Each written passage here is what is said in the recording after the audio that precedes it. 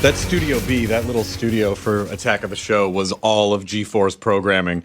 And they would just flip it. X-Play was there, Web Soup was there in the beginning, Attack of the Show. They just put in different backdrops? Yeah, or they'd they'd shoot on the other side of the stage and drop something else. And then X-Play just went to basically being a green screen show. Oh, man. Anyway, I started recording.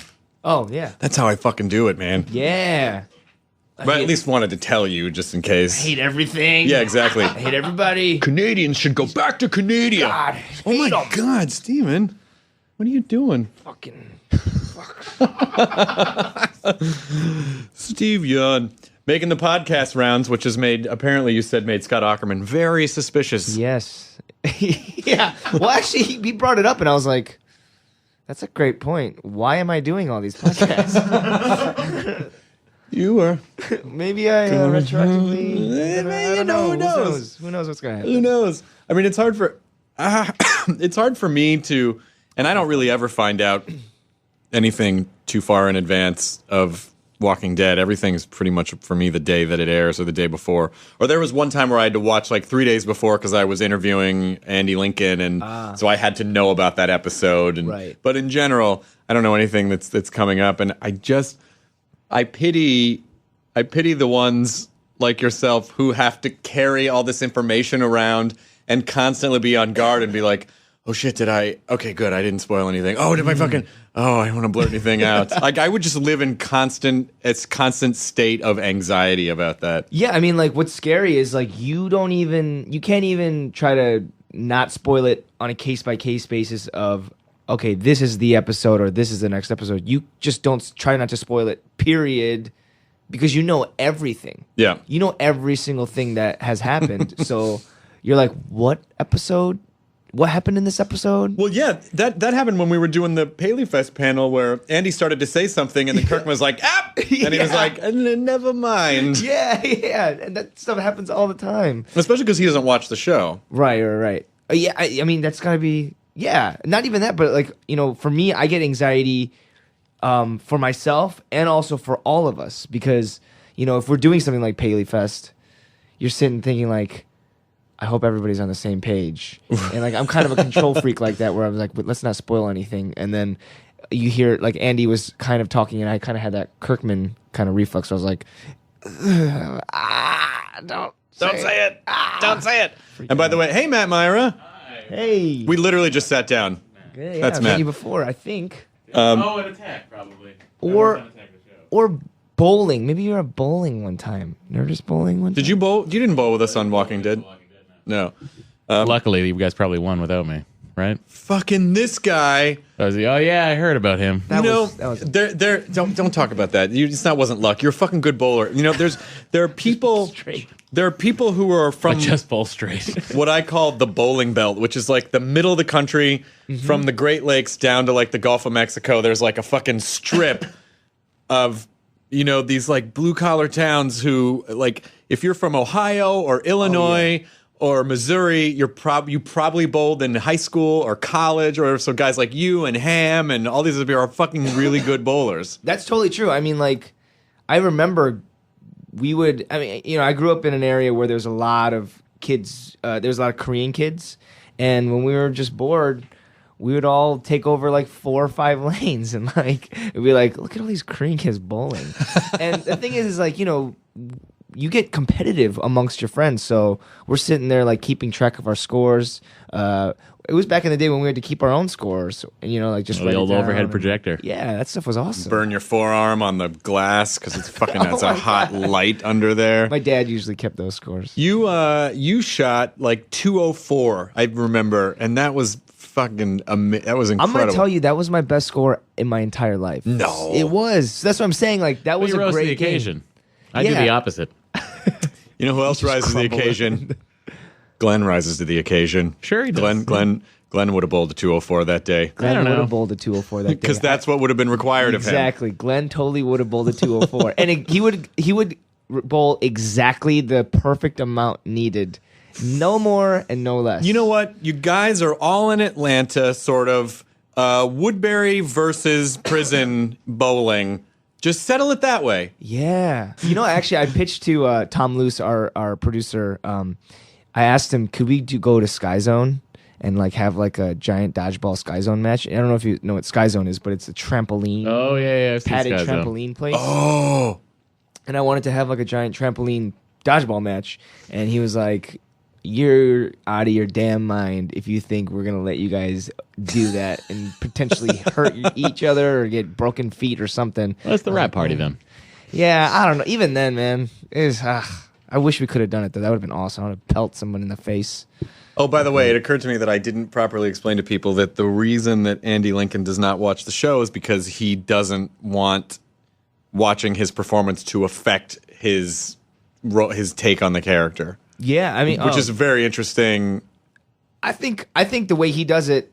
At first, I was like, "Ooh, I kind of want to watch myself," but you know, as most people are, it's hard to watch yourself anyway because most people hate themselves, and I hate myself quite fierce. Come on. Yeah, no, You have such a friendly face. Is there a fire raging inside? There's a giant just ember of just terribleness. All right, inside. that makes sense. You have a comedy background. I'll let it slide. Super depressed. No, I mean it's just you don't like watching yourself because you're like, look at that asshole on the screen, like making stuff up. You also don't want to get into the headspace of like if you start noticing things, go, I do that. Yeah. And then you're in your head when you're working, which you can't be in your head. Oh yeah. So actually, what I started doing is, they give us the ability to start watching the episodes like as we're shooting.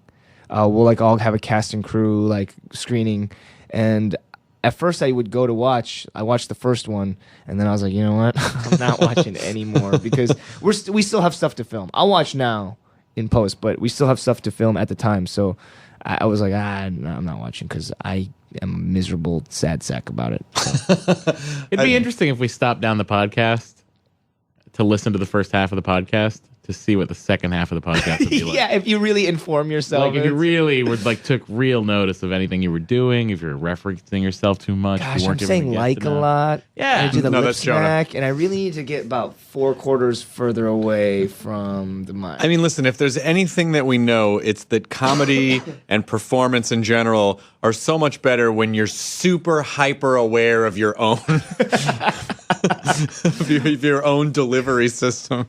when you can Nothing. speak to yourself from your brain as Yeah. you're talking. Yeah, when you really are gripped with anxiety and fear about everything you're doing being stupid, that's the best place to come from when you're giving any kind of performance. That's actually, I mean, that's so true. I mean, I did when I get back with like a couple of my Second City friends and talk about touring company or jumping into like a set.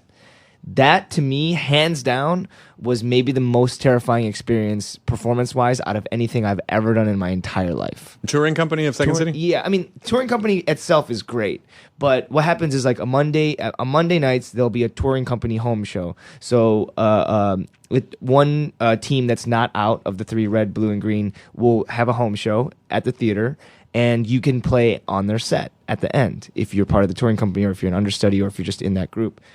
And there's nothing more terrifying than jumping into someone else's set because they have the audience warmed up to them already. It's their kind of stage, and you have to be there and kind of not do too much, but also be potent in every moment that you're on stage. Sure. So you're just terrified. And also all the producers are watching to see if they actually want to put you on a touring company. Oh, shit. So I remember there was multiple Mondays where I could have gone, but I would go, and those were the days where I could conquer the fear and anxiety of even like thinking all this stuff up and being like, what am I going to do? How is this going to go? And then there were days where it totally crippled me, and I'd be like, you know what? Today, I think I'm just going to stay home. Really? Yeah, and it's really crazy like that. So, all of your stuff is improvised on Walking Dead, right? There's a lot of improv, and they tell you they go freeze. Okay, your occupation is you're a guy in the apocalypse, Yeah. and your location is the apocalypse. Yeah, and then sometimes we get like a camera guy and we play Pillars. We just tag him, and then it's like, what is the next line of dialogue? Everyone, if there's some scenes of Walking Dead, you'll notice goes through the alphabet. The first letter of every word from each character is the next successive letter of the alphabet. And then you get that guy that's like, Got to go to the bathroom. Damn it. And you can't even use Z for zombies because you guys don't say zombies on the show. Yeah, it doesn't exist. Oh. We say zebra a lot and xylophone tons of times. You get X and Z. I think a lot of people know that your background is you're a Chicago comedy guy, which is so. I really hope you understand how fucking fantastic that is for you and your career. Because for people who don't know that, when you start getting to do comedy and they're like, oh fuck, that guy's funny. Like it's fucking on. It's so on for you. So. I'm so excited for your career. Well, I'm terrified now. That's the thing is like, I've also been out of it for so long that I'm kind of worried as to where I stand, with that personally. I mean, I play on the weekends to like keep sharp or to keep sane, but I don't know. Maybe I'll just become this depressing schlub. Nah. The more depressing you get, maybe the funnier you get. That's actually pretty true. Just look to your right. That's Matt Myra is sitting to Steven's right. And if you keep looking right, it'll really come around this way in a very non-Euclidean fashion. And then I'm to your right as well, in an orbital sense. But sad room. I talk about this because I've moderated a ton of panels with you guys now, and I am always amazed. It is interesting to me that you're able to, because people go, oh, acting, how hard is acting? You fucking go up and you pretend to be someone else. It's like, yeah, but especially for a show like this, if you live these characters and all day long, you are as emotionally spent as you can possibly be in almost every scene. There's no way you're not gonna take that home. How do you that you're training your brain to go to certain places and you're gonna get stuck there sometimes. Yeah, that's not fun. I mean, I will say I'm convinced however long the show lasts and however long each character stays on, there's gonna be a case study on our show, cast and crew wise, in terms of what happens post-traumatic stress wise after this show. Just because literally there are moments where we're like, can we not catch a break? Can we not go to a Starbucks in this scene and just relax? And you can't. Even on 24, like it's disaster for a whole day, but there's scenes where they're relaxing to some degree. But for us, it's like every scene is so jam-packed with something shitty going on or something developing that's still emotional. Maybe it's not shitty, but it's great, but it's super compact and potent. So, well, yeah, you're either about to die or trying not to die or someone just died. The suicide rate would be much higher. In the apocalypse? Much higher than it's portrayed, I think. Probably. Yeah. I just went to a screening of I hadn't seen the movie yet. I didn't know much about the movie, but it's a Seth Rogen movie. This Is the End. Have you seen the trailer for it? Yeah. Is it called This Is the End, or is it? Yeah. It's called This Is the End, and basically, he's at a party at James Franco's house with like Jay Baruchel, like all these people, like all these Craig Robinson and Aziz and Mindy Kaling and Michael Cera and all these people, and the apocalypse happens, but they're them. That's awesome. And you watched it? I did watch it, yeah. Was it good? It was funny, yeah. That's great. It was it's super inside jokes. I mean, they're obviously just making fun of each other. Sure. But a different take on the apocalypse. But I always think, the thing I always said about Walking Dead is that it really does kind of feel like, if there were an apocalypse, if this kind of apocalypse, it's probably what it would be like every day would be. We're probably not going to, maybe we'll live. I don't know. Sure. Or I mean, it's also, even if they are at the beginning, like broader archetypes of survivors and like the kind of the gamut it would run of like who's who and what you do. I think from an audience perspective, it's cool because you can latch onto those characters and be like, I would be a Glen, or I would be an Andrea, or I would be a Rick. And you take that. Then what happens is as this That'd be a Merle. You'd be a Merle. You're not a Merle. Oh, I sure am. You're definitely... Chop my hand off. Watch what happens. Okay, all right. Oh, just that part. Just that part. That's it. All of it. Well, but then what I love about the show, and even continuing on with like what I know, even with like Scott's taking it over, it's going to be fantastic because we're trying to now tell a story of like ever evolving characters. Mm-hmm. So you latch onto that archetype from the beginning, and then you're like, where can this guy go? Oh, wait, I don't know if I would go that way. What I previously thought I thought he was on this trajectory, and then he goes a different way, but then he comes back.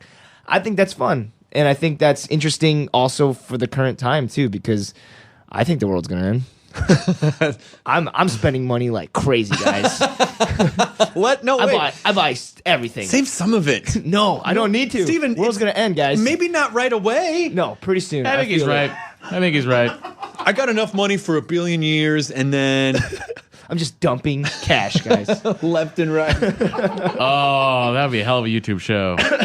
What? Steven's cash dump. Steven's cash dump. Steven Yeun is so convinced that the apocalypse is happening that he's getting rid of every cent that he makes. All material possessions, throwing them out as I drive around. There was a show like that in the 50s. I remember seeing it in a rerun. In the 50s? In the 50s. Is that an age joke? Yeah, it was. You're old. I'm not old. I'm older than you. The joke is that you're old. Okay. Wait, I get it. So this show was that there was a millionaire, and he would basically go around and find people for whatever reason that needed help, and he would just give them like $1 million. And it was not a real show; it was a scripted show. Isn't there a show called Secret Millionaire that is on like a channel like TLC or something like that? And I don't know. I don't know if that's the premise. Or like the Boss show, the Undercover Boss Undercover show. Boss is a great show. I enjoy Undercover Boss Canada. Why? Because They're more generous. They're just more generous on Undercover Boss Canada. Our boss Gord's a pretty good guy. And you know what? You know what never comes up in Undercover Boss? The fact that the part-time employees need health care. Because it's already set up. Oh, that's totally true. No, because on Undercover Boss in America, it's always like, they need I'm going to healthcare. give you benefits. Yeah, and I'm going to extend that to your make kids. you benefit.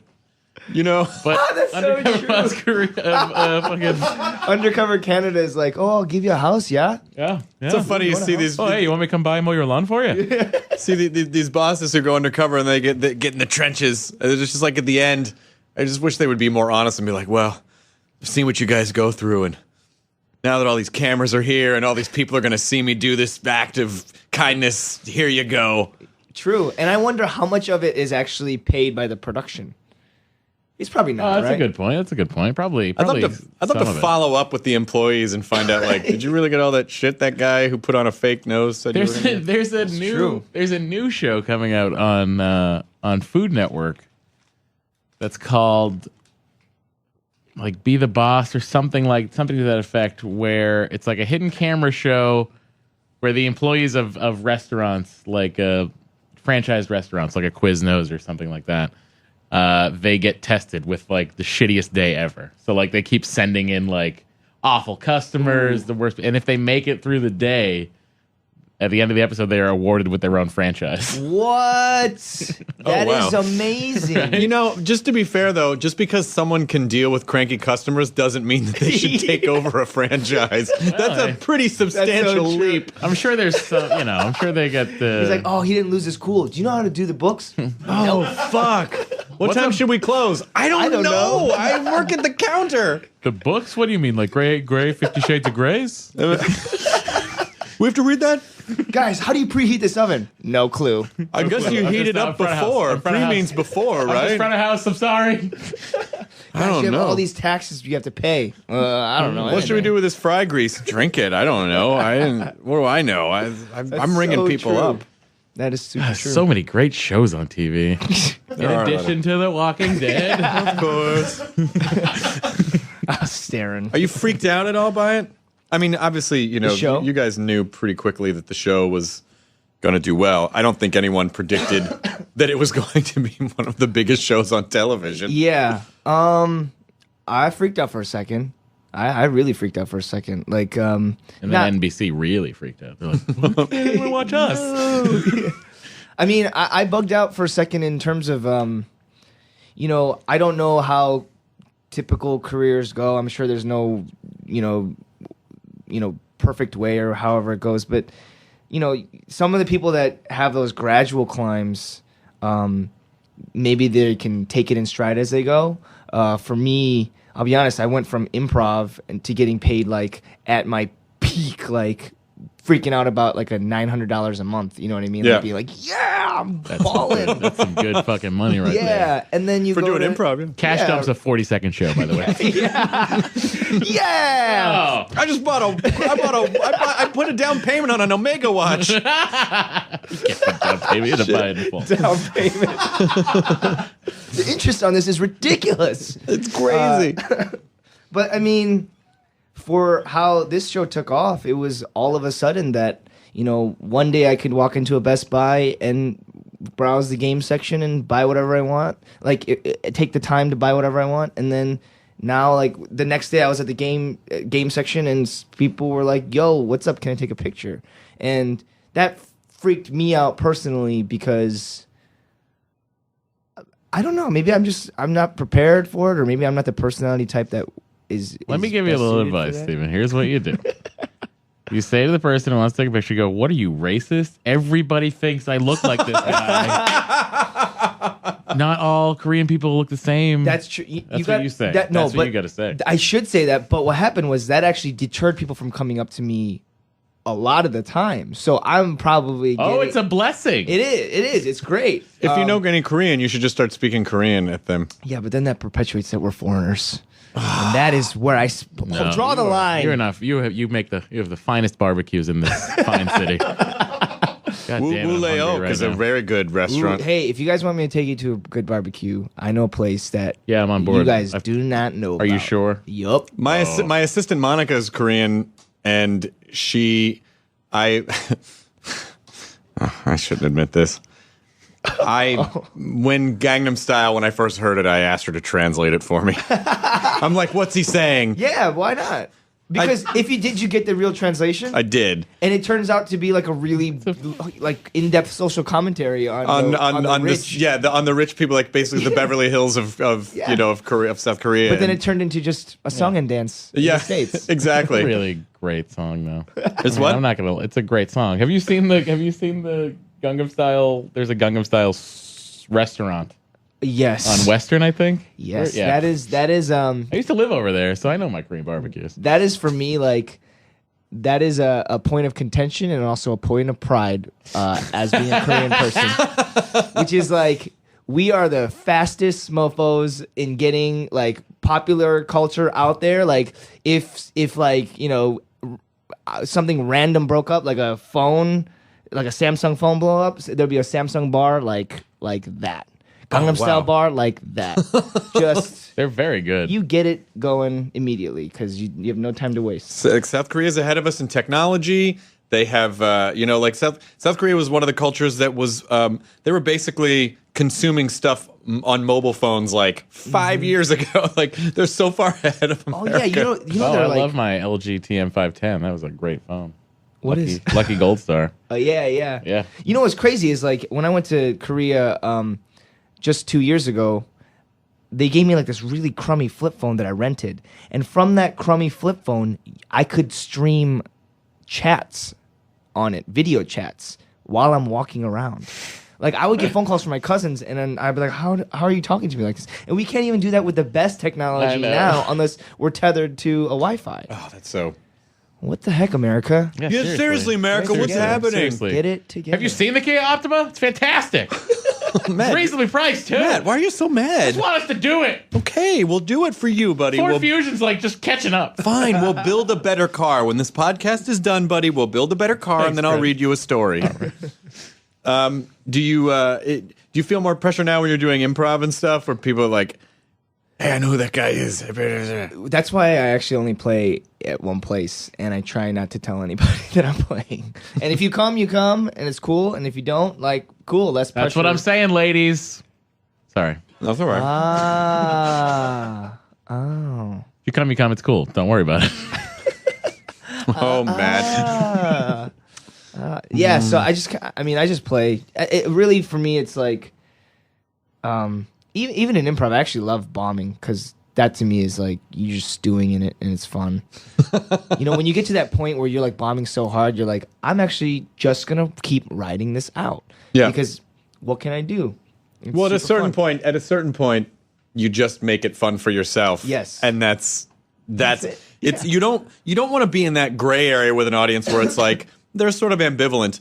If they either love you or if they Sorry. if they absolutely hate That you. is perfect. That I wish. Sure, we why could not? take a- Someone's pushing a taxidermied Mountain goat. by outside. Oh, that one was. I really hope that's for the Nerdist. But That goat's going to be on Fashion Police. it already is. It's Joan. Come on. Am I right? No. She called Adele fat, so why not?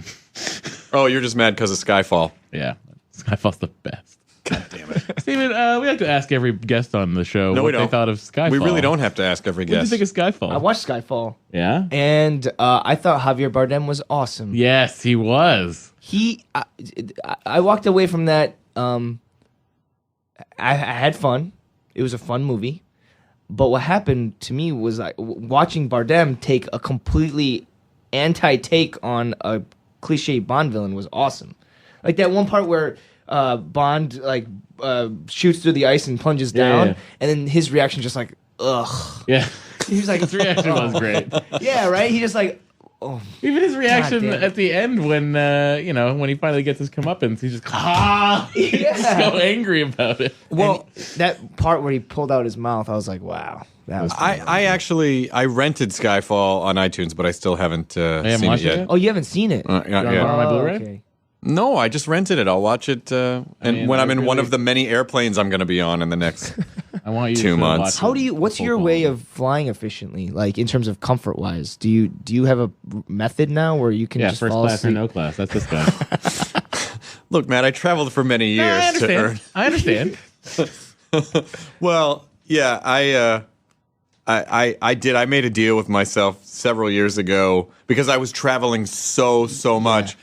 And even when I probably was flying first class before I really should have been, before I really could have afforded it. But I was like, I need to afford it mentally because I was coming home after these crazy like day trips to the East Coast to perform, sitting in a middle seat and my back being so fucked up that I'd have to go get, I would have to get steroid shots like at the base of my back because I was so twisted up. And I was like, maybe, and I started getting to a point where I would like stand-up dates would come in and I'd be like, I don't want to go. I don't want to do it. Because it's like it was so, I mean, like, it's fine for casual traveling, but every weekend it took a toll. So No, I it's can't awful. even imagine what it's like to be a consultant. like a spoiled baby, Oh, yeah, we gotta fly I everywhere did it. all the time. Yeah. So my routine for the longest time was I did have a travel blanket and then a neck pillow. And I have my backpack full of now as I have an eye shade. If I'll bring a neck pillow if I remember it. I got the iPad mini, I have the MacBook Air, I have a backpack full of stuff. I travel with melatonin, which is great because melatonin makes me sleep for 3 to 4 hours and then I wake right up. Really? Yeah. And so you every time you fly, you're sleeping regardless of whether it's in the middle of the day or if it's a red eye. It's funny. I forced myself. I used to really hate flying, and then when I realized, like, well, you're probably gonna have to get over that, or you can't do what you do. Right. I started conditioning myself to get really comfortable on planes and sleepy, and so now when I get onto a plane and I kind of smell the stale air and I hear the ambient noises, I get a little sleepy. And so then I'll take a melatonin and then just fucking pass out for 4 hours or 3 hours or whatever. Yeah. That's great. I fall asleep on planes all the time. I do too. Yeah, but for me, what I realize is like what messes you up is if you are privileged to have that to fly first class or whatever class you're flying, you get food, and the draw is like, I want to wake up for the food. But then what happens is if you eat that food, it actually messes you up on the plane. At least for me, it does. So it's actually beneficial to just kind of sleep through the entire trip and then just skip that. Well, what's funny is what they do is they build in the meals as for where you're flying from. So like if you're flying somewhere, you have dinner at dinner time, but then like when I flew into England a couple weeks ago, I was getting in the middle of the day and they were serving light breakfast like for 7 a.m. But I should have been having like a sandwich or something like that, I bring food on the plane, even though they serve food, because what I find is that, I'm sure they have some sort of an algorithm like, well, X number of people usually get the meat dish, X number of people usually get the vegetarian dish, and so I feel like so many of the time, they're always out of what you want. they're always out of what you want. yeah. So like, I'll just grab a sandwich and just bring a sandwich on the plane, and then not even deal with it. So that's the other Unless part of you're the in routine. First 4 seats in first class, they're out of whatever you want. And then I'll bring I'll go to a lot of times I'll get some herbal tea and then sip some tea when I get on the plane, and then just start to kind of relax. Debbie, who is one of our talent bookers for this and the Talking Dead and the Nerdist TV show, she's got quite a drug cocktail she mixes for flights, depending on how long they are, of like Ambien and whatever the what's the one for non-anxiety? What's the non-anxiety? Xanax? Maybe it was Xanax. I feel like it began with Valium? or something. Anyway, whatever it was. Some type of benzodiazepine. Yes. Yes. Look at you, Nerdist. And she was like, when you go to England, let me know. I'll help you out.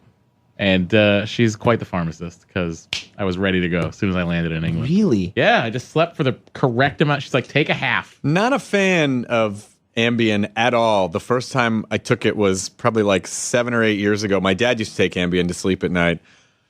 And I was visiting him in Florida, and he was like, "Oh, take an Ambien, you'll go right to sleep." And I was like, "All right." So I took an Ambien, but what I didn't know is that you're not supposed to take an Ambien until you're in bed, ready to go to sleep. Like you don't take Ambien and then go, "Later, I'll be tired," because when it hits you, it hits you. So I took Ambien and we're watching TV, and I went to brush my teeth, and all of a sudden my depth perception got really weird, and I didn't know what the fuck. I was like, "What's happening?"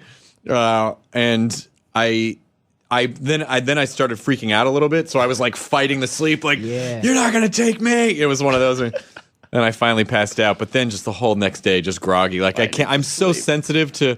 Are you like? Do you not like it when you're not in control of your body? Hate it. Me too. Hate it. That's where my biggest anxiety comes from. Is like, what's happening? It's the bad side is that it kind of makes you a hypochondriac. The good side is that I don't take drugs because I could not ever handle.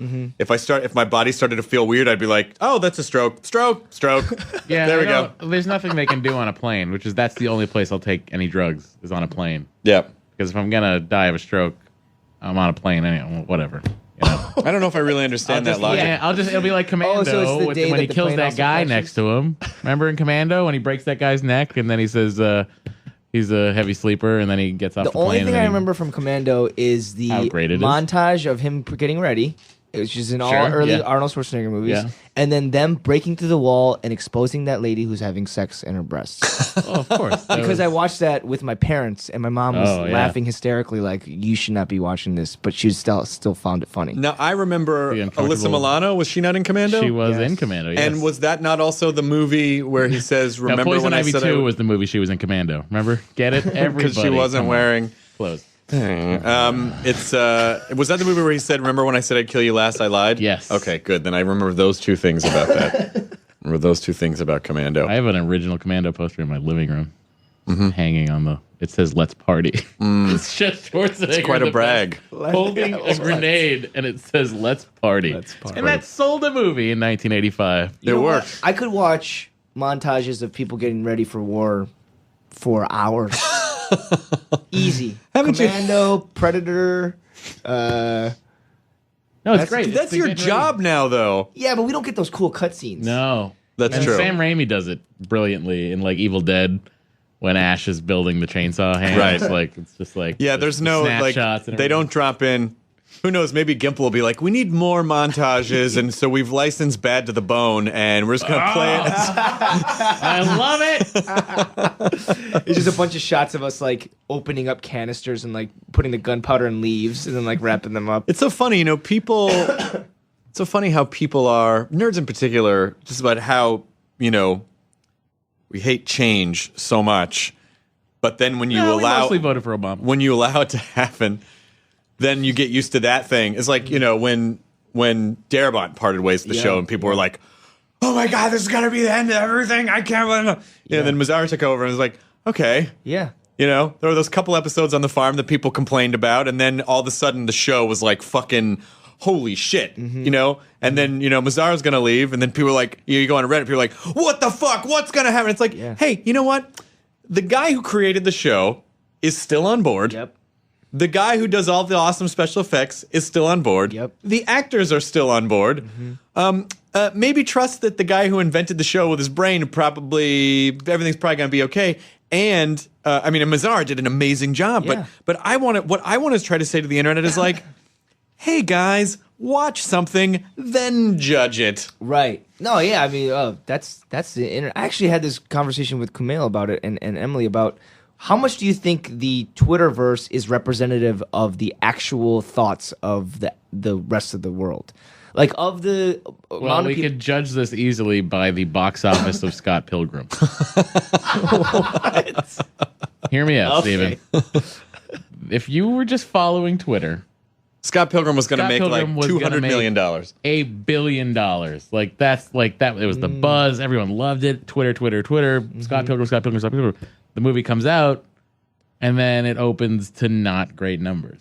And I think that's how you have to sort of gauge Twitter. Someone sent me an article that had like a demographic breakdown of Twitter, and that actually African Americans are the largest demographic group that are engaged on Twitter. Really? That's true. Yes. And that, you know, because I think, you know, some of us are like, oh, no, it's all actors. And like, no, there are groups of people that really actually are more influential on Twitter than... the thing that I found the most fun about Twitter is that it's helped me connect with people and like get people on the podcast. Like I've actually literally connected with people just based on Twitter. But just in terms of, you know, me saying like, hey, there's a show happening Friday at 8 p.m. That doesn't mean 1 million people are going to show up at that show. Right.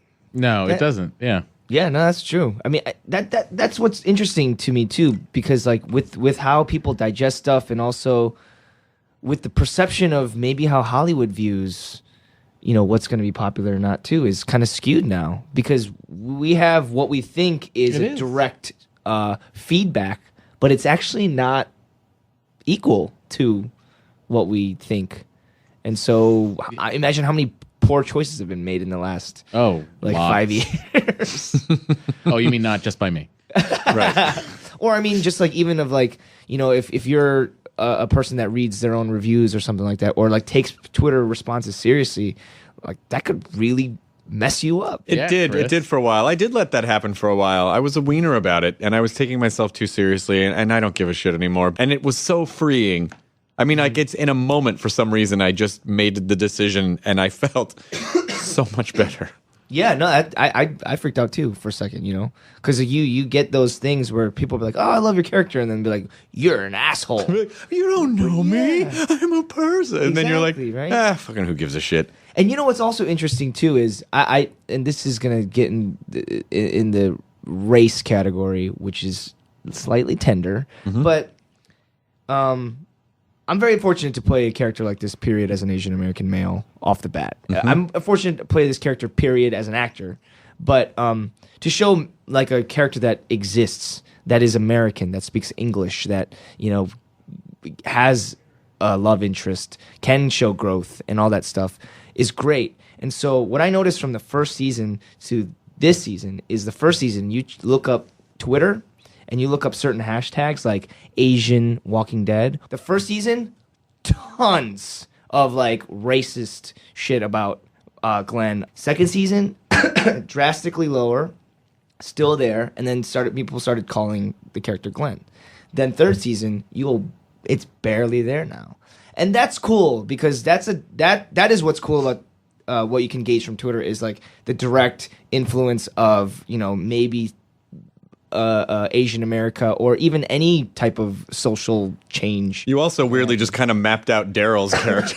Yeah, it's true too. I was talking to Ali Wong last night, who's a great comic who did our stand-up cluster at Meltdown, and she said that one of the wonderful things, one of the fascinating things about you on that show is that it's sort of, at least according to her, was like kind of sending some shockwaves through the Asian American community in a positive way, because it's like it was the first time that an Asian man was on a show and a Caucasian woman pursued him and that it was like I don't know, that basically you're playing like a powerful character and not remotely any kind of stereotype at all. You're just a guy who happens to be. So what do you think the delineation is between, you know, is it cool to say like race doesn't matter, but then you're just a person, but then at the same time, where do you claim like, but I still want to remain true to my heritage? Right. You know, this is where I'll stand on it, is I always look at it from a post standpoint, as in I look retroactively instead of looking during and forward. Because I think once you try to make it about that, like you get on a soapbox about Asian America and the changes and whatever, if you get on that soapbox presently and then work from that angle or look to get to that angle, I think that is a detriment to yourself and to the whatever you're trying to accomplish. Sure. But if you look at it retroactively, I'm just happy that I got to play this through. So for me, when people say like, oh, you know, I've contributed to whatever that movement, I didn't do anything. Someone gave me a job, and I just try to do it to the best of my ability. Granted, I'm very fortunate to play a character that does not have to play into those stereotypes. And props to Robert Kirkman for writing a character like that. Props to AMC for following through on that instead of recasting somebody, race bending it. And you can only look at that retroactively. And so for me, that's what I do in that moment. But at this point, my MO has always been and always will be do the best acting that you can and never fall short of that. And so for me, like, and I don't know if I'm there, and I don't know if I'll ever be there, but that's it. You know what I mean? I know I'm obviously, I mean, people might consider me biased because number one, we're pals, and number two, I work on the show that talks about your show. But I can say in all sincerity that, you know, your performances on the show this past season have been fucking amazing. Like when the one scene where you are, without giving too much away, with the chair, and that, like, fucking so good. And I'm watching it and sort of feeling like, oh, I'm so proud of my buddy for fucking, I was kind of that, like, he's doing it, you know, like. And it's been cool too. Thank you. I appreciate that. I don't know.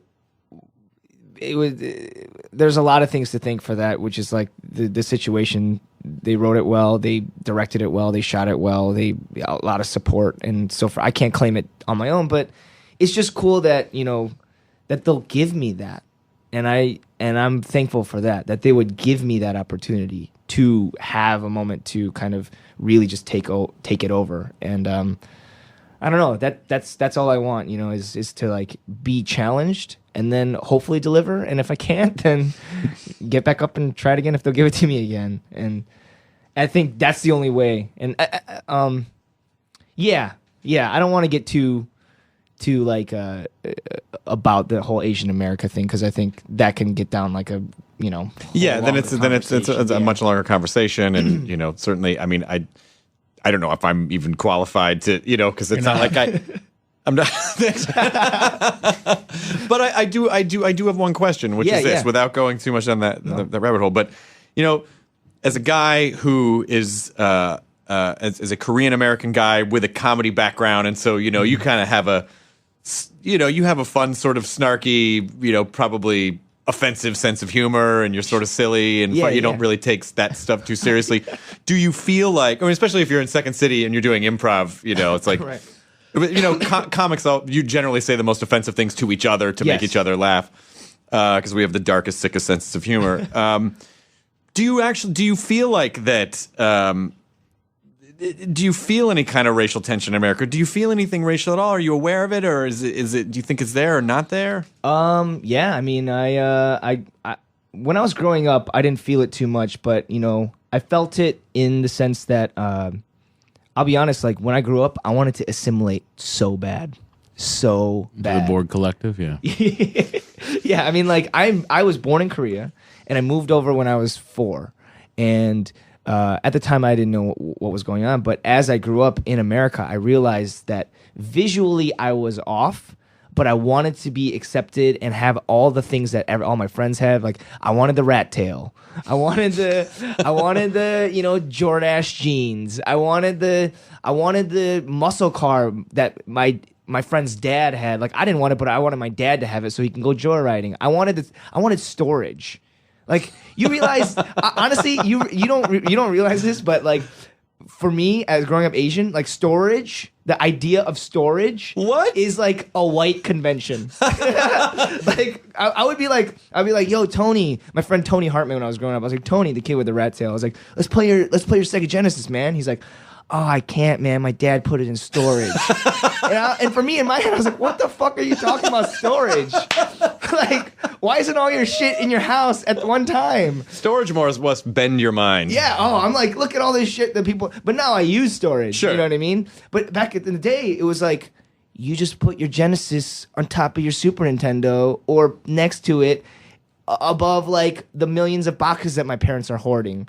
And it's like, you know, like an immigrant tale and even like a Korean tale is, we kind of hoard, you know what I mean? Which is like, everything's valuable. You can use something to some extent. And so your houses, at least my house, was just chock full of shit.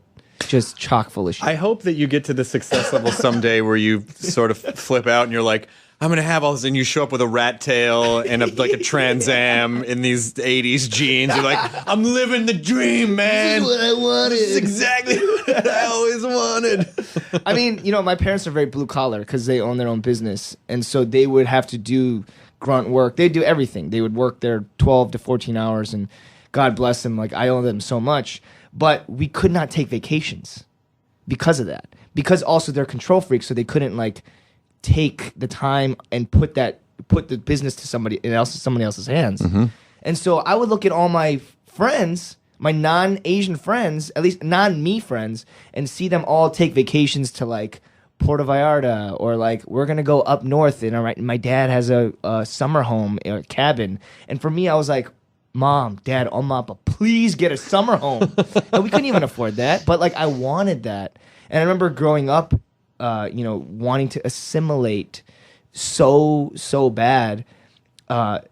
Yet, as I was growing up, I didn't really feel the racial tension at first. But then I got to high school, and I got called chink for the first time. And that was Jesus. Crazy, because it was out of nowhere. Like, my school in high school was like a huge contingent of Asian people.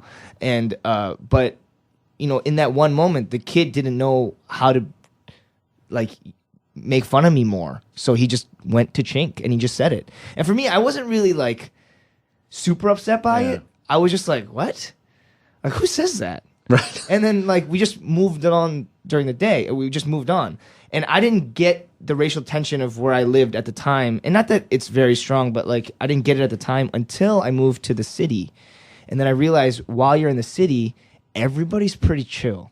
Like, you go to New York, everybody's pretty chill. There is racism. Don't get me wrong. There's a lot of racism. But you move to Chicago, it's chiller version. Then you move back to Michigan, and you're hanging out with some of your Asian friends, and you're like, people are looking at us. Or you have that like, paranoia that people are looking at. Oh, wow. You know? Or, like, even like I said, like, we would roll, like, 10 deep to bowling alleys, all Korean kids in high school. And at the time, we didn't think anything of it. But sometime after I moved to the city and came back, I started becoming like, oh, we're that group of Asian guys that are just here bowling. And that is partly to blame on my end, because it's a self-paranoia and I'm kind of putting racism on myself, like assuming that people are being racist. But I don't know. I mean, I think now I see racism more than I ever have. But you just deal with it. Also, it's the best way to. I mean, it comes at an age where you can deal with it. I didn't, not that I'm saying this is remotely comparable, but I know going to Europe, I felt a little weird in places because, you know, Americans aren't super popular in some places. And even in Montreal, I was having a conversation with a guy at a restaurant, and he was like, "Oh, what do you do? What do you do?" I go, "I'm a comedian, and you know, I'm here for just for laughs." And he's like, "Oh, that's great. Where are you from?" And I said, "Oh, I'm from Los Angeles." And I swear to God, his face just kind of dropped, and he was like, "Oh." And then he just turned around. Oh, and I was like, oh, no. Yeah. And then I felt this kind of weird, like, whatever you're mad at, I didn't do it, you know? Yeah. Maybe he was hoping you'd say New York so he could ask if you knew his cousin Pierre. Maybe. But on Lafayette. But being in Italy when we were in Venice, there was we went into a cafe that I guess is for locals, and they wouldn't serve us. And it wasn't. Really? I mean, and I can't say that I felt the burden of like, this is what it's like to have someone racing at you, but just the idea of like, oh, okay, I get it. You're judging me because you think I'm this thing, and that sucks. Yeah, I mean, that's just what. That is just what it is. People, small soapbox for a second. I think the difference here is there's racism all across the board with all different races. In particular with Asian Americans, the racism comes from the fact that they still think we're foreign. Mm-hmm. It comes from the fact that we're exotic. So like we have weird foods, or like we can't fucking speak delicious English. foods. Yeah. All right, delicious food. Delicious food, deliciously weird food, or like. Your forks are sticks. Yeah, your forks are sticks. There's just two of them. How can I hold both at the same time? Am I supposed to stab the food? I'm trying to understand you. Right, exactly. Or like or if you have a non-accent, they think, "Wow, you speak well for an Asian guy." And I'm just like, "What are you talking about?" I was basically born here. I will admit I'm an immigrant, but there are tons of my friends that were born here. And that's what's going to happen until, the world goes a little further, So weird. People still think that because George Takei has the greatest voice and was the first Asian person anybody has ever seen on television. Oh my! He had to be Asian and gay in the 60s. Yes. Oh Yeah. my. Oh my! I love George. He's delightful. And even as we were talking and I'm doing that bit and I did a Southern voice going, "Hey, your forks are sticks."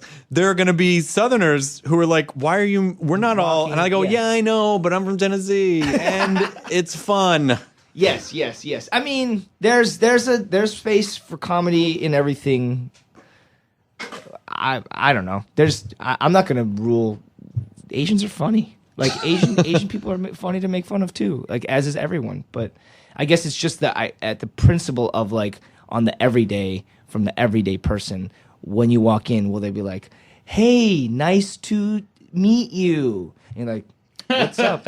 Well, the difference being, and I would imagine this kind of activates your comedy side, is like, if you're gonna go for a joke, make it good. Don't make it hacky. Make it authentic. Yes. Don't fucking go for the shitty, laziest. Like, there's almost like, beyond how awful and inhumane racism is, it's also hacky. It's the laziest fucking choice you could make. Yes. Unless you make a really amazing take on it. If I hear an Asian joke that is not about driving or whatever, like we have small eyes or whatever like that, I'll be like, that is fucking hilarious.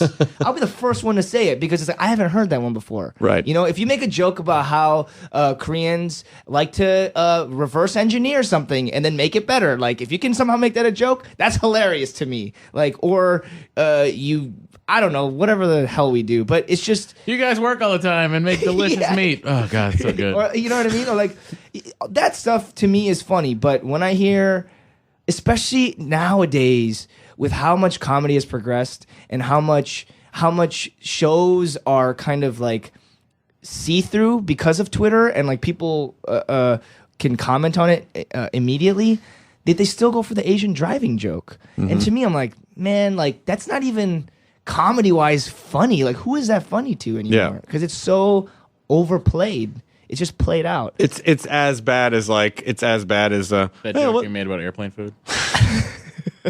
That joke I made about airplane food. I was actually going for an airplane food joke. You're welcome. You were actually pretty right on. Yeah. Can't even get upset about that. You were absolutely right. That's what I was going to reference. Joke you're going to make about airplane food. That's exactly right. Yeah, it's just hacky. It's just fucking hacky. Yeah, it's just not fun. I mean, yeah, whatever.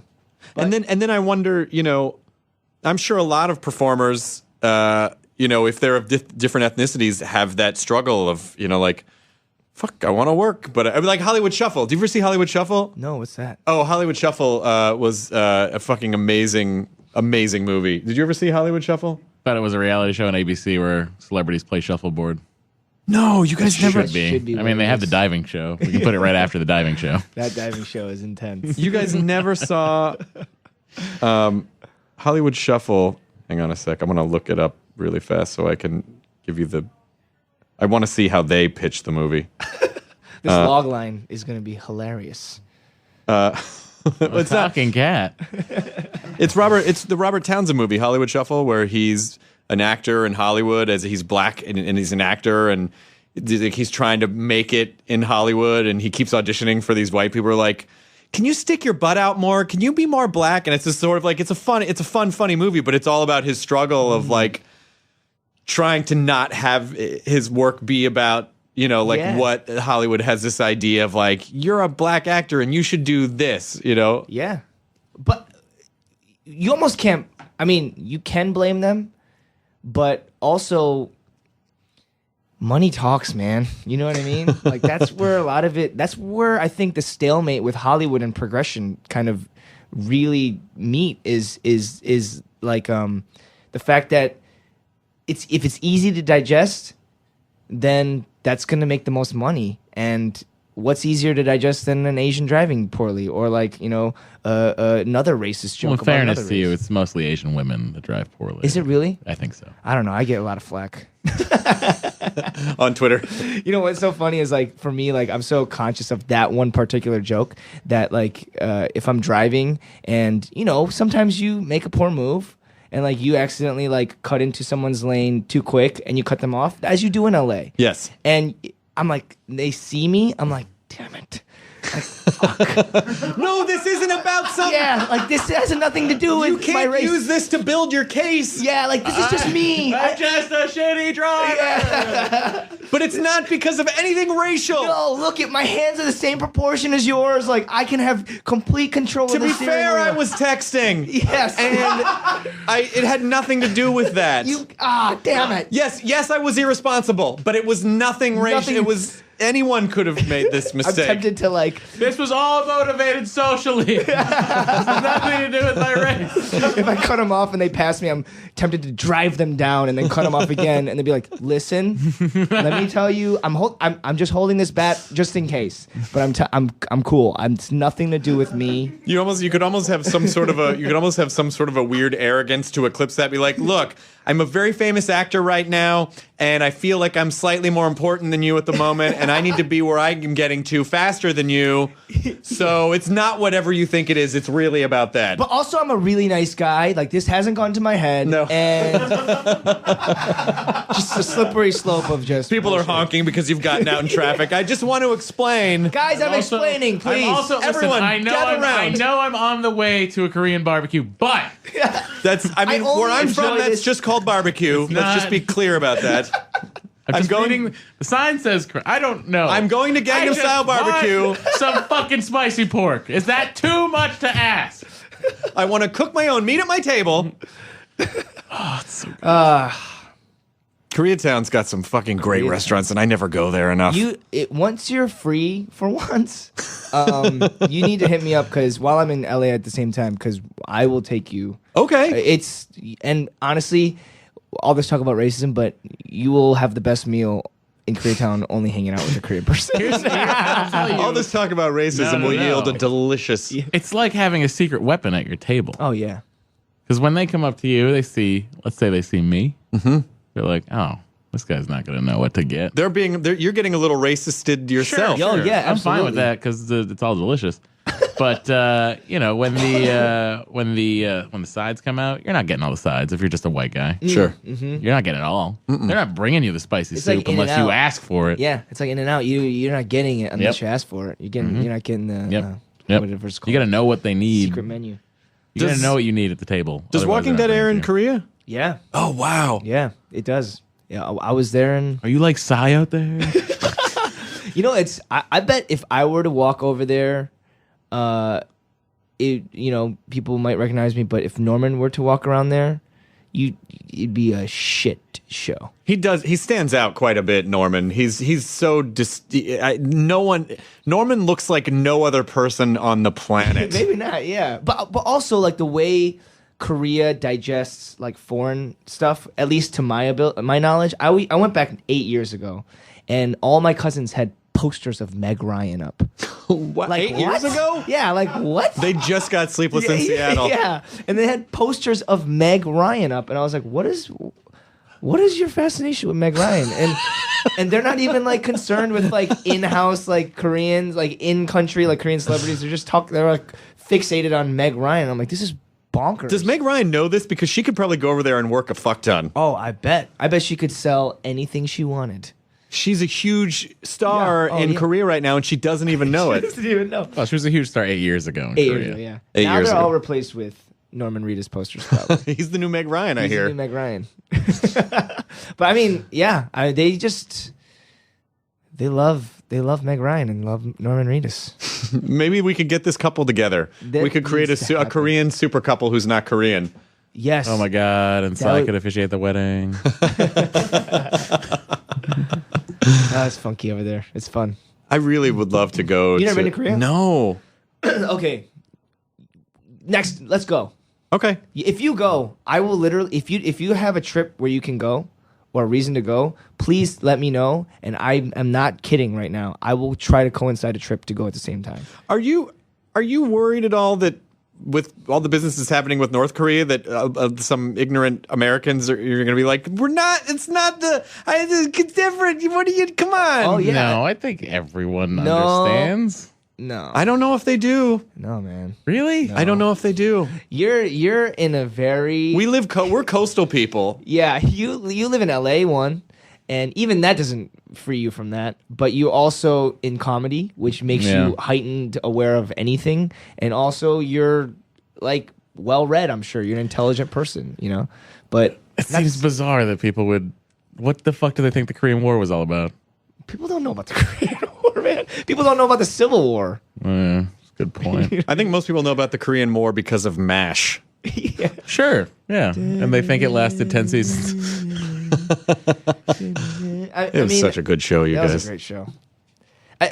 People still ask me like, "Are you from North Korea or South Korea?" And Like they're testing you? yeah, but the thing is like at a point, at first I used to take offense. Yo, what's your parallel? Yeah, yeah, exactly. Like, what parallel are you from?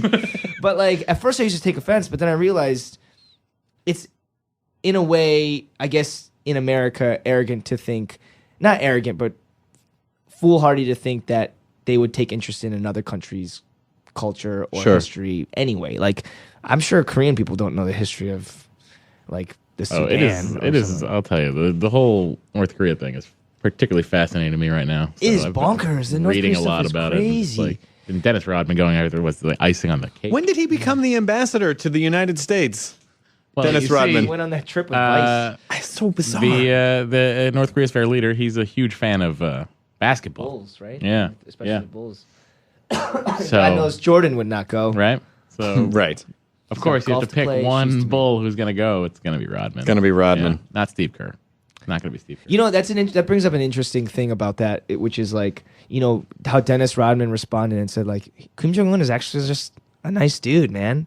And that sounds like heretic speak from the outside view.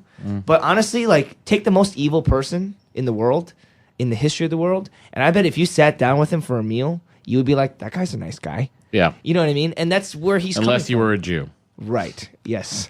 That's true. And then Then Genghis Khan hated the Jews? See, I mixed it up because you thought Was it Genghis Khan that they made sure no one knew where his grave was by like murdering everyone that was at his funeral? Oh God, I don't know. what? Yeah.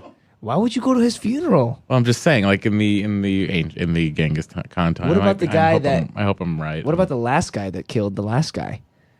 Yeah, he had to kill Did he himself. just kill Probably had to kill himself. He probably had to. That's commitment. That is commitment. That's loyalty. right. Okay, we're gonna fire at the same time. 1, Oh, you didn't fire 2. him. Wait a minute. How do I know you're gonna?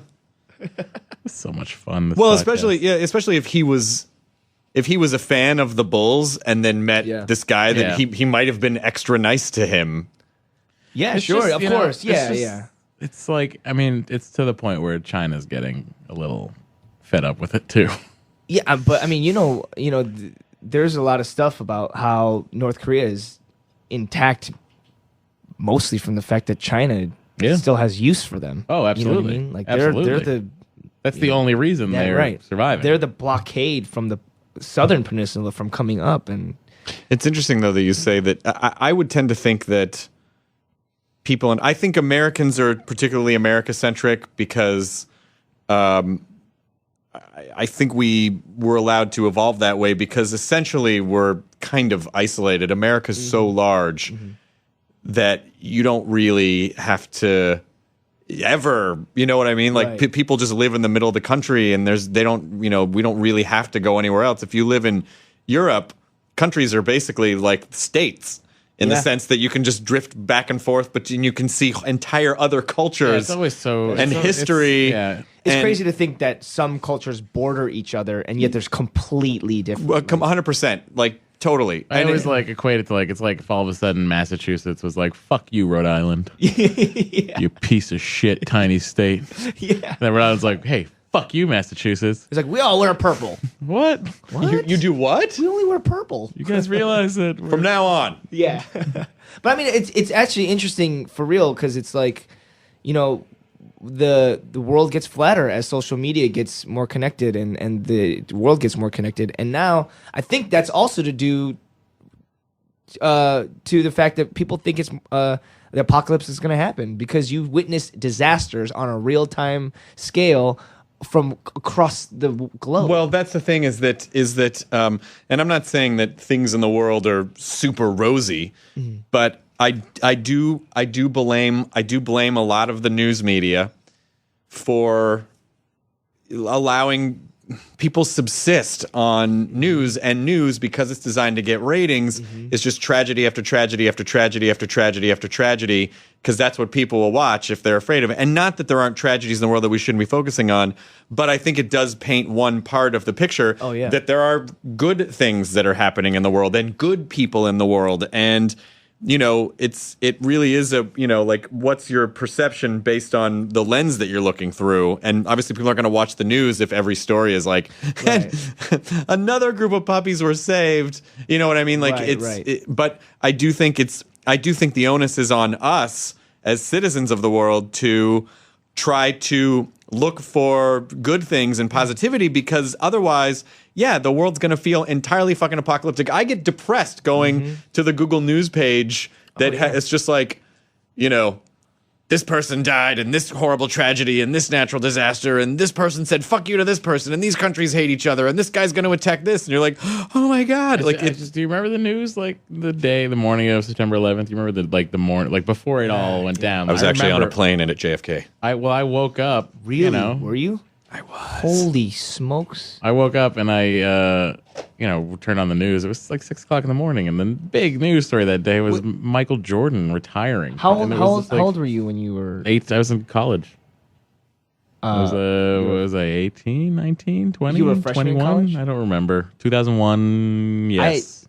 I was a freshman in college. We're same year? Yeah. 83? Yes, 83. Okay, cool. So, you were already started. I hadn't started school yet. We went late. So what happened was I witnessed it at home, and then we got to school, and there was like all these congregational meetings, and they had to prep all these kids because we were the kids that came into college with that. Yeah, it was during my first period English class, like my second English class, I think it was, But my point I was trying to make though is like the news that day. I just remember the news that morning being so fluff, being so like, oh my god, can you believe Michael Jordan's finally retiring from the Wizards?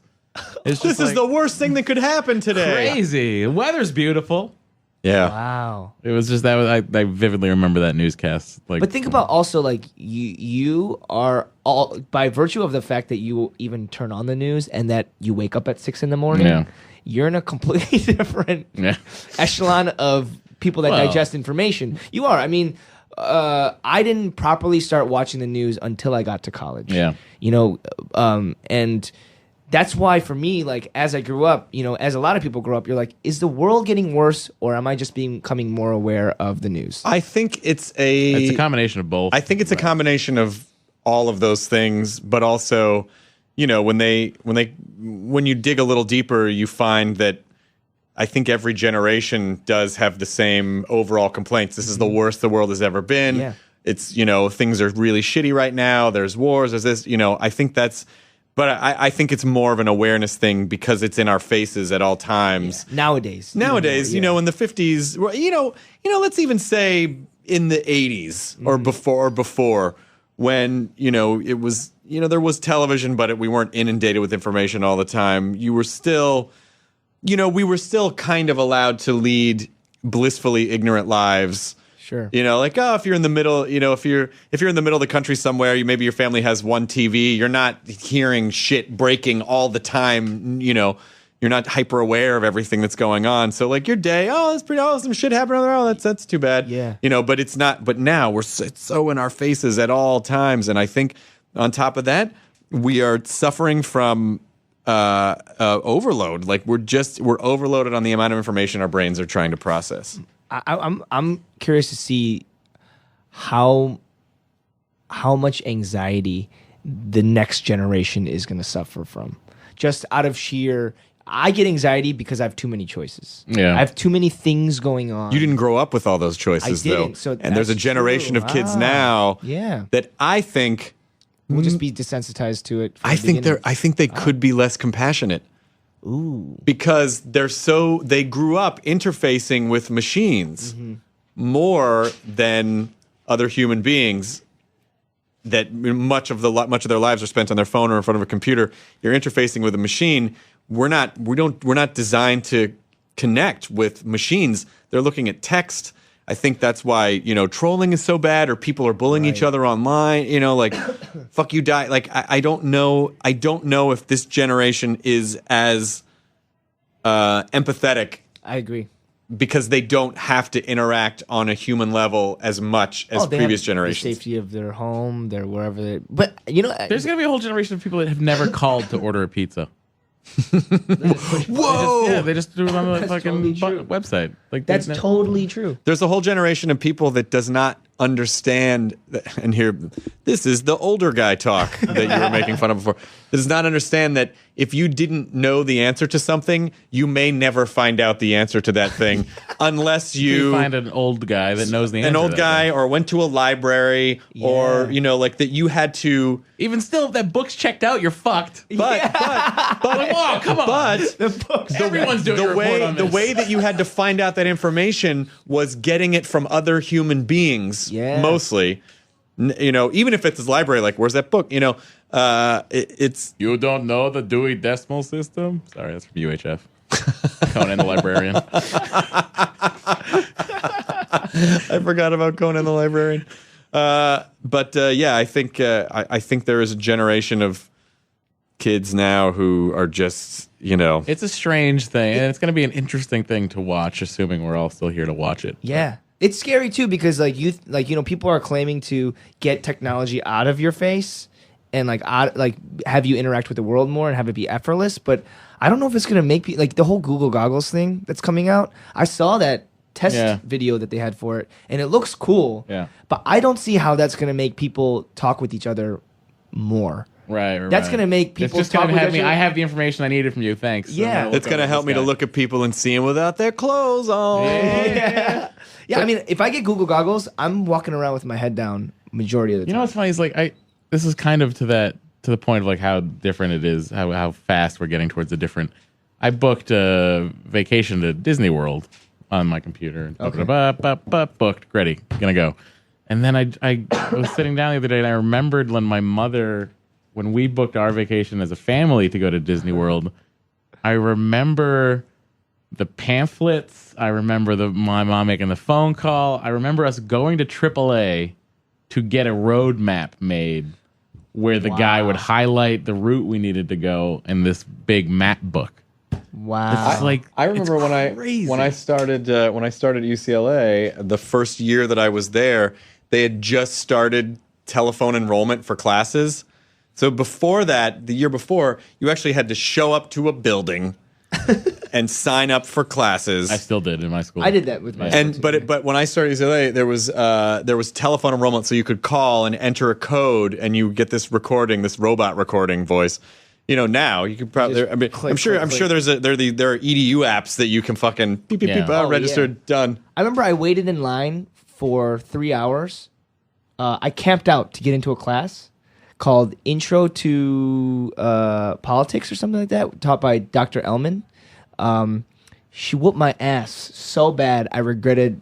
I waited in line to get a C in college. I waited in line to get a C, and she was an amazing teacher. But holy shit, I've never been more afraid of any teacher than I have her in my entire life. Really, it's so it's just a fascinating. It's a fascinating evolution of just society and like how interestingly things are changing. Because like I got into fights when I was a kid. Did you get into fights? Yeah, tons of. Yeah. Now parents are pressing charges against. Yeah. It's just insane to me. I cannot fathom it. I really cannot fathom it. Like, just fucking let your kids get into fights. That's true. What? You think so? Yes. I don't know. I was kind of a pussy when I was a kid. I was afraid of. But did you ever get in a fight? No, because I hit. Yeah, I got hit and pushed down and like I got bullied a lot. Yeah, but I was very small and I was in computer lab and chess club and that shaped you. It did shape me. Yeah, it did shape me. No, there's no question. It did. I mean, I'm sure that a lot of the drive I've had was probably getting back at the stuff that I suffered through when I was a kid. That being said, that doesn't mean that if I had a kid, I'd be like, yeah, you're going to suffer, but it's going to be worth it. Like, I still have this feeling that I would not want my kids to have to. But just imagine if your kid, if without your control, your kid gets into a fight at school, and then imagine if the other parent presses charges against the child and you. Yeah. And you're like, what the fuck? They're just kids. They just fucking got into a fight. That's what kids do. Yeah.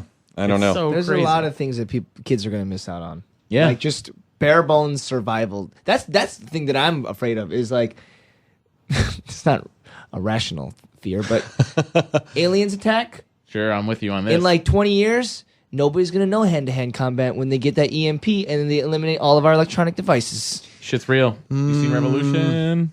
That's true. Wait, what? Oh, is that? Oh, that's the show with no electricity. Is that what's going on? No, and so people don't know how to do hand-to-hand combat, right? Right. They just gotta use bow and arrows. That's what. For that's some what, reason. Also, that's what's like. I keep bringing it back to Korea, but that's that's what like Korea's like because you don't have like handguns and there's no weapons there. You gotta learn how to fight each other. Yeah, you gotta Your like hands. if you want to be top boss mafia, you gotta beat some asses. You gotta be a black belt. If you want to, the big boss, even though he may be dressed like a businessman, is always the toughest boss. Yeah. Whereas here, it's like you can just get the biggest gun and just be a tyrant nut job. You know what I mean? It's insane. Crazy. The world is fucked up, everyone. Enjoy your burrito. I was so excited when I think Jonah met you first, and he was like, I met Steve Yeun, who's on Walking Dead, and it turns out he listens to the podcast. Like, we were all so blown away. We were like, no way! Are you kidding? Bullshit. I digested the crap out of this. I drive back and forth from Orlando to Atlanta. Yeah, Atlanta, Orlando to Atlanta. Atlanta to LA to Michigan. I do that. Oh wow! I've done it every year since I've been on the show now. Wow! And you, Mark Maron, and stuff you should know. Yeah. Keep me alive. Oh wow! So you have seen a lot of America. Yes, I really have. It's fun. I try to go different ways every time, or do you just sort of stick to your route? I've tried, but now at this point, I've seen so much. I've seen it all, so I just want to get home. It is beautiful, though. It is like America does have beautiful terrain. Like when you get out in the middle of it, it's fucking. all The those Rockies rock are beautiful. formations. I will say this: the Rocky Mountains are beautiful. Driving through Utah's Utah is beautiful, fucking too. stunning. But here's my deal: the Rocky Mountains are beautiful, but we're never meant to be driven over. It's the most terrifying roads on the planet. Especially when when it's nighttime. Yes! Like you feel like the mountains are gonna cave in on you, or like You don't And you're on know. this tiny road, and then it's like, oh, there's a little bit of a guardrail, and then a fucking 30-story And death every, drop. Oh, I don't know, half a mile. Watch for falling rocks. That's a thing I have to watch once. Well, we're almost Fuck you, Colorado. We're almost at the end, Steve Yeun. Just don't put roads there. Just put a zip line in. Oh, I had a question. So me and my friends, a couple of my friends, have never played Dungeons and Dragons, Okay. and I want to play so bad. I want to just ask you questions about have you guys played first of all? Yeah. We both played. And if you play, do you get to a point where everybody's so locked into the game that you guys can pretty much imagine the world together. Oh, of course. If you have a good DM, if your DM is really good, that like the guy who's running the game, if you can get a guy who's sort of boring and is very much, well, this happens and then this happens and roll. Okay, you missed him. Okay, that guy hit. And it can be very dry that way. But if you have a good storyteller who's running the game and he paints these wonderful cinematic pictures, and other people in the game are super creative and they're engaged, then you could, 8 hours could go by and you'd be like, holy shit. And you really do, but it all depends on the right grouping of people. Have you listened to Nerd Poker yet? No. It's an Earwolf podcast that they play D&D. It's like Brian Posehn, Jerry Duggan. They play it on the podcast? Yeah. When we used to play, when I was in that group, you were in that group. I was in that group with Jerry Duggan and Patton and Blaine Capatch and Posehn, and we played for I think maybe 2 years around 02 to 04, and our DM was this guy who's on Machinima named Scott, who's better known as Mr. Sark on Machinima, and he was fucking phenomenal. And at the time, we had all said like, "Fuck, this should be a show," like because all the comics were fucking great. Yeah. So they were bringing in all this great information on top of this great game, and everyone was hilarious. And I remember this was sort of before the way things are now, but I remember Patton specifically saying like, people don't want to watch nerd shit. They had tried to do a show called Super Nerds at Comedy Central, Brian and Patton, and he was like, people don't want to watch nerd shit. And then, within like 4 years, everything, within maybe even less, like two or 3 years, everything started to shift culturally. But even just as recently as like 04, you couldn't pitch, nerd-themed things to the industry because they would say it's too niche, no one wants to watch it. And so it's very gratifying to me now that that's being done. And I'm sure it's doing really well. Yeah, they've got their followers, and it's funny. Of course it's funny. Yeah. So is it that you can, when you're playing, like, does it behoove you to stay in character, or can you pull out and comment on what's going on as kind of like an outside viewer and then go slip back in? So I think it depends on the group. I think it depends on the group. We fucked around a lot. Okay. So there was a lot of us hanging out and talking, and then if there was a melee or something, then we would really, then we would jokingly be in character, like we were in character. Yeah. So inside, I think we were taking it more seriously. Outwardly, we were fucking around more, but it was still so much fun. I mean, and just because Posehn's character he was a ninja. They sort of bent the rules a little bit to let him be a ninja, because I think we played first edition D&D, and which is a much longer game. And Brian's character was obsessed with pickles, and so the DM would place like, there would be a pickle barrel in a town, and then Brian would have to roll to see if he would clear the roll of whether or not he was enticed by the pickle barrel. And then if we lost him to the pickles, then we'd have to fight with him while he was over stuffing lifting up his ninja mask to stuff pickles into his face. And then Patton would roll. He was a dwarf called Stumphammer, and he was a fucking lush. So he would have to roll to see how drunk he would get. So we would have battles where he would somehow get drunk and then just burst into these ridiculous songs that Patton would write before, and then he would sing them.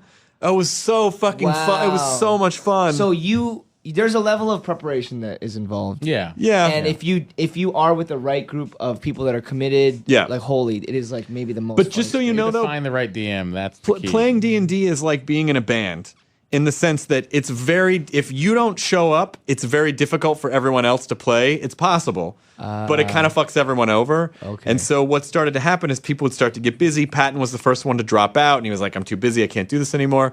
Then we lost the DM. And so, I was hesitant the game started again a few years later, and I didn't jump back in because I was busy, and I didn't want to be the guy that was responsible for everyone not playing. Sure. Oh, I can't show up this week. What the fuck? Everyone else is ready to go. There's 6 people here. So that's the only thing, And you got to be committed if you're going to start off like for a good while. Maybe, like, you can't just do one-off You games. could. Oh, yeah, you can. You certainly could. You can build one game. Your DM can build one campaign. You can play it that day and be done. It's more fun because there's more at stake if you play for months, because when you lose a character that you've been playing for like 8 months, it's fucking devastating. You worked really hard. You grew with that character. He became a part of you. And then through some dumb thing, it's just like, he's dead? Like, you fucking... It's like, it's hard. That's awesome. I think Jerry lost the most characters. What's funny is like Jerry died on like the second episode of Nerd Poker. He was a paladin. I remember he was a paladin. He fucking died. Oh, it was so much fun. Jerry, yeah, so I saw Jerry in between like weeks of recording. They're like, I think I'm gonna die. you get down to a couple hit points and you don't have a way to heal, and then all of a sudden you get really nervous, like, oh shit, and the rolls really count. It's fun. It's great. I mean, it's like cool. It is if your brain is remotely, if you have any kind of nerd tendencies at all, it's perfect because D&D is the perfect crossroads of math and fantasy. So you have all the statistical data that you're sifting through, but then it's just all imagination. It's imagination math. Okay, I'm excited. I'm gonna go. We're picking it up like today. Good. And a couple of my and we just want to know, because I think as an actor, to be quite honest with you, every actor should play a D&D or something akin to that. Just because that's the perfect exercise to just get completely into it. Yeah, and especially with your background in improv, like if you can get a bunch of comics together, you guys will have so much fun. There's got to be a Walking Dead fucking An RPG for I'm sure, probably a board game. I know there's a board game. I don't know if there's. I'm sure someone has created an RPG. Yeah, maybe. I guess you could literally. Would you? Okay. Would you play Glenn? I don't think I would. No, but then you get Glen's in someone else's hands and could die in front of you. That's so true. Who would you play? I would play Carl. I would play Carl too. He has the most potential. You know what I mean? You could take him very far. That's true. And then also he's, again, his generation who grew up in that world would just be so much more acclimated to the adults who had to readjust their worldview. Yeah. Oh, do you start off with like certain like attributes each? You roll up a character, so you start with like 6 attributes, and like charisma, intelligence, strength, wisdom. You can roll each one. It's not locked in from the beginning. It's locked in the beginning. You roll for those. So there's a little bit of a ceremony where you roll up your character and you create him.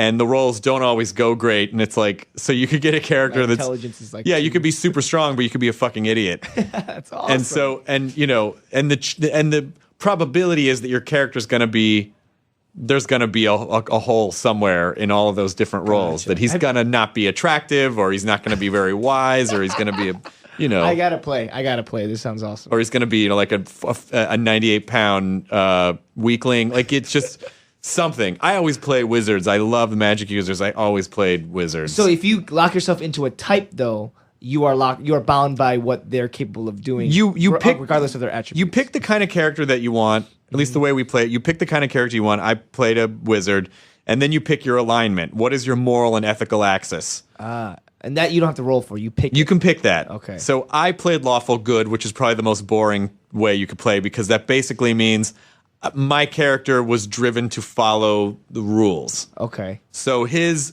underlying driving principle in any situation, and it sort of guides how you interact with the world, whatever sort of rule set was in place, he was more inclined to go, well, we should probably follow the rules here. Whereas the most fun type of character I think to play is like chaotic good, like Han Solo, like a lovable rogue. He's at the core of it, he's a good guy, but he's also chaotic, which means that he is unpredictable, probably a little selfish, but ultimately, is that fucking Marilyn Rice Cub? It is. What are you doing here? What are you doing? You're what? She's visiting the suit. Humping the window. Would you just run around and come in for a second? Kyle's gonna come around and get you. You can't go. It's not a door. It's not a door. It's glass. Can you phase through solid matter? Can you phase through solid matter? Just concentrate. There's nerve gas out here. Oh my God. Kyle's gonna come grab you to say hi. Do you know Marilyn? No, I've never met her before. That's fun. Well, you were talking about 24 earlier. Yeah. Oh, I know of her. Yeah, but I never met her before. That's so fun. She's great. She can talk about those scenes at Starbucks where they were just relaxing. Yeah, chilling out. You guys had it fucking easy on 24. Yeah, I was Well, she had it extra easy. She's just watching a computer screen. Anyway, you could also play a character that's like chaotic evil, so that your only goal is to just fucking hyper destroy everything, no matter what. Some people like to play. Some people like to. It's chaotic evil is bad for a party because you're not going to ever work with anyone, and chances are, if you're chaotic evil, you wouldn't really be in a group. You would have people. You probably wouldn't even have people working for you. You would just want to destroy everything in your path always. More people should play this. I could not agree with you more. More people should play this. Not that I even have firsthand knowledge, but Marilyn Rice Cup! Oh my God, what are you guys doing? Marilyn, this is Steve. hi, Steven. Nice to meet Hi, you. Mary Lynn. Hey, Hi, buddy.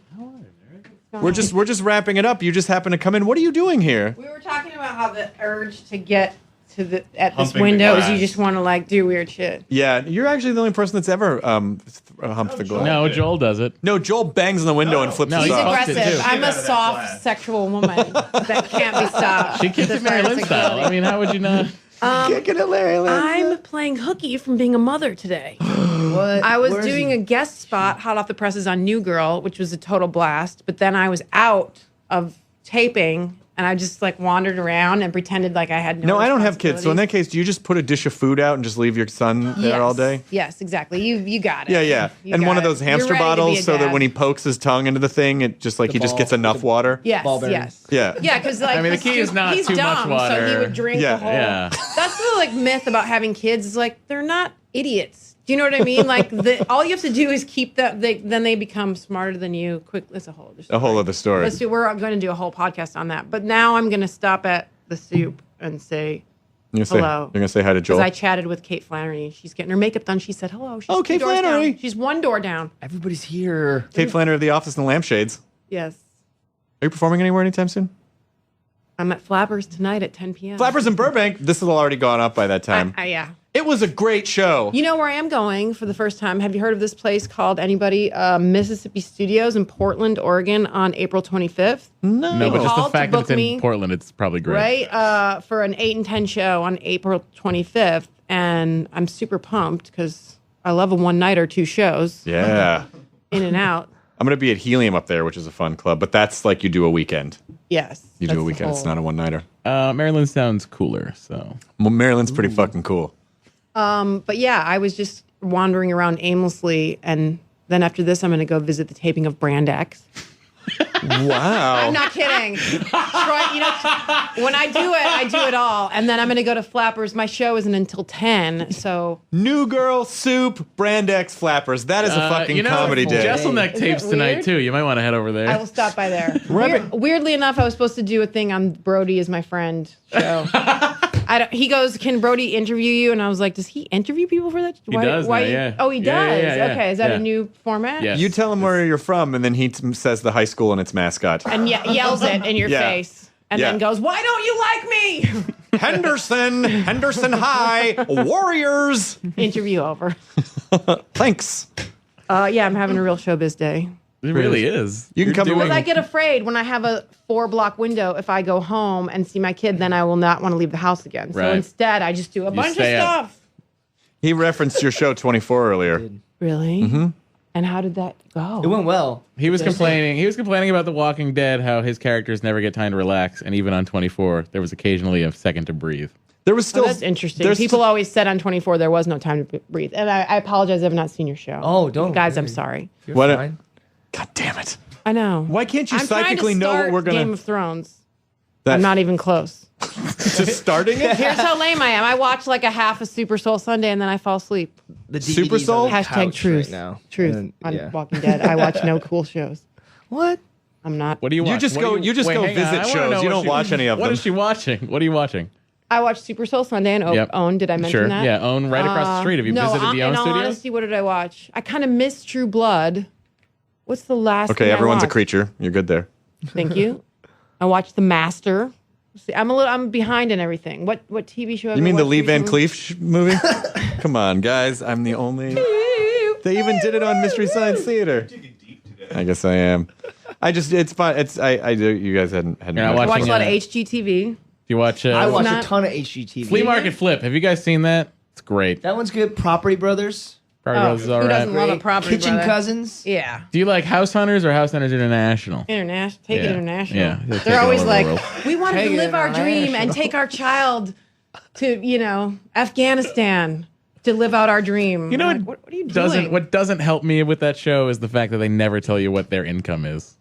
I want that information. If you're telling me how Some much, of the other shows I get pissed that they don't tell you what city it is. Like people looking for a house. I'm like, where is this? I need to place it and know. fucking A, just get your shit together, HGTV. Don't they buy the house and then just look through the house for the 3, right? They've already made their choice from the Are you I know- saying you're saying reality shows fake? No. Yeah, I you're do right. know. I do know a producer over there on. Thanks for blowing on, the lid off on that that one. program, and that is correct. I did like Flip That House was always fun. Yeah, I like Love It or List It. I'll watch a Love It or List It. Yeah. I like the girl, the love it? You blonde wanna girl list it? from Entertainment Tonight who goes to flea markets. That's and Flea Market Flip. Oh, it is the same show. I didn't know the it's name of it. And they compete what is her name? about Lana? what they Yeah, can. that's Flea Market Flip. And these one guys made like a lamp out of barbed wire, and you're And, like, guys, yeah, that's never gonna who wants sell, to buy right? that? And they made that stupid post office. Remember the post in the mailbox coffee table with baseball bats sawn in We half? saw the same one. Anyway, Walking Dead is great, and the no, season yeah, finale's coming. I love Walking Dead, you guys. I know every Name nuance. 2 characters. I love. You and the zombie. Yes. I love Prison Flip, where they go in and convert a prison to a mildly inhabitable fortress to keep out 13 the outside out. episodes. And then they have to figure out if they're gonna love it or list it. Yeah, exactly. We have fun on this. Property program. what?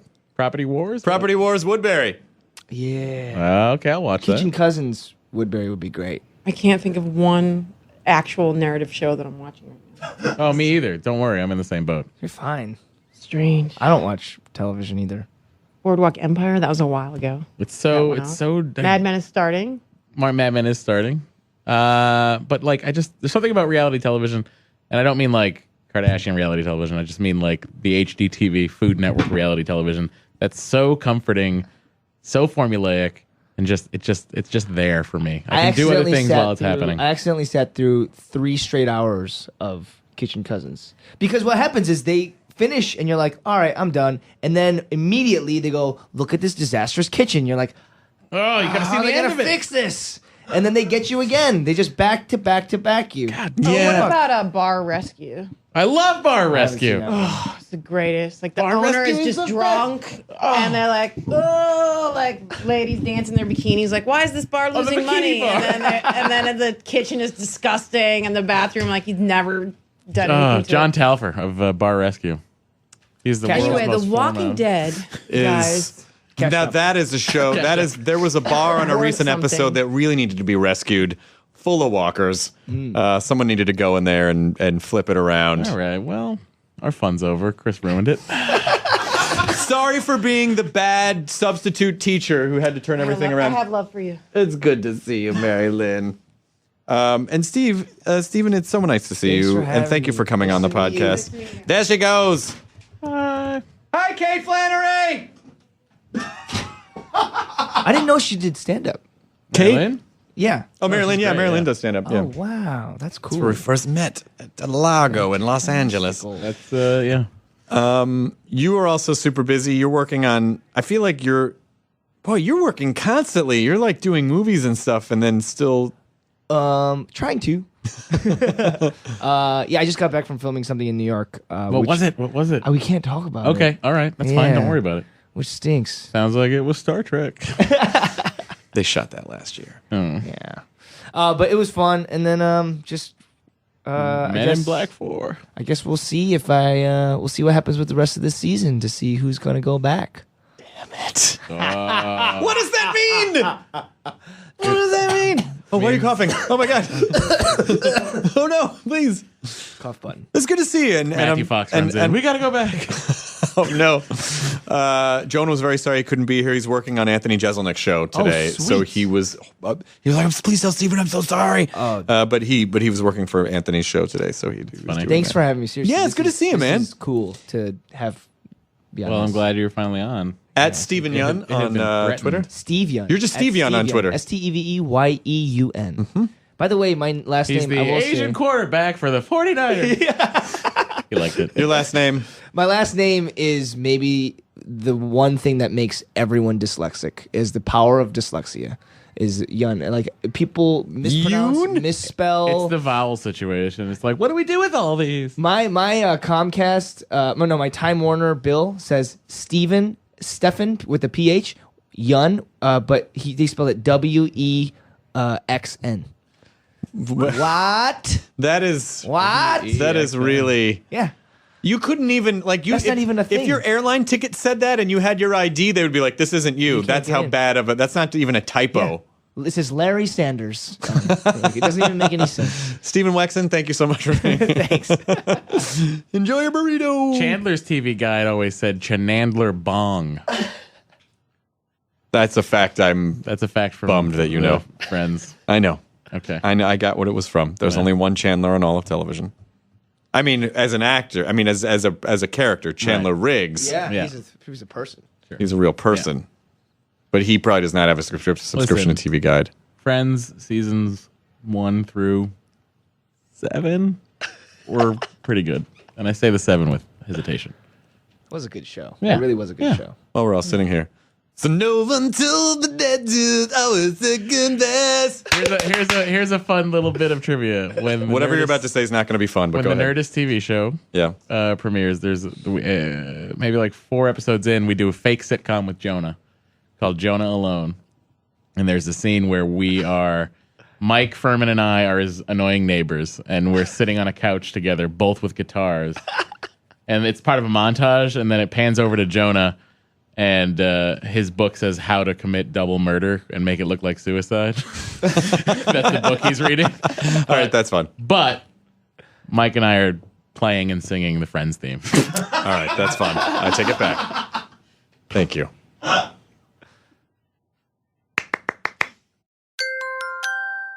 Now leaving Nerdist.com. Enjoy your burrito. This episode of the Nerdist Podcast is brought to you by Stamps.com. Go to Stamps.com, click on the radio microphone at the top of the homepage, and type in Nerdist for a $110 bonus offer, including a digital scale and $55 of free postage. That's Stamps.com. Enter the promo code Nerdist.